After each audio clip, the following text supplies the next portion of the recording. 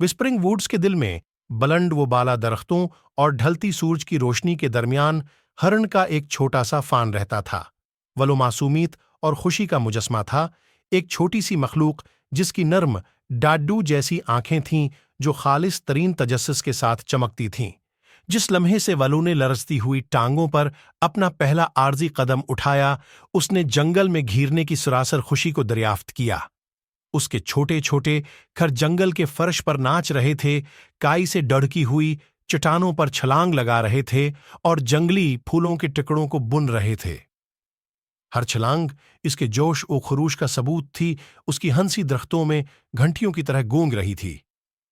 पलवा एक दिन जंगल के अजायबात की खूज में गुजरे, जिसकी रहनुमाई एक नाकाबिल तस्खीर तजस्सुस की वजह से हुई, जिसकी वजह से वो पोशीदा ग्लेड्स और खफिया सफाइयां दरियाफत कर सकी।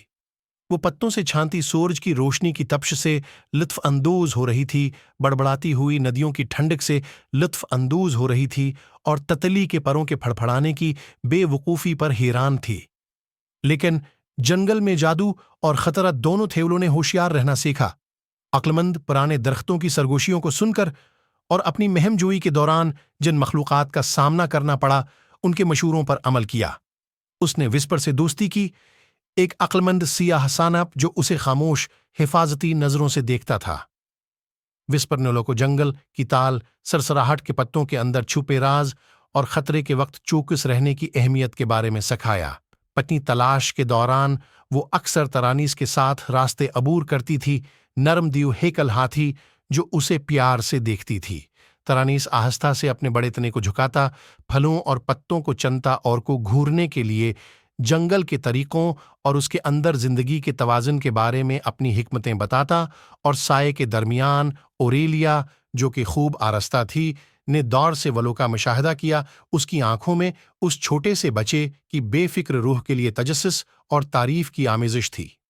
अगरचा ओरेलिया मुज़हिका खेज रही, उसने खामोशी से विस्परिंग वुड्स की पेचीदगियों के दरमियान वलो की बेगनाही की तारीफ की।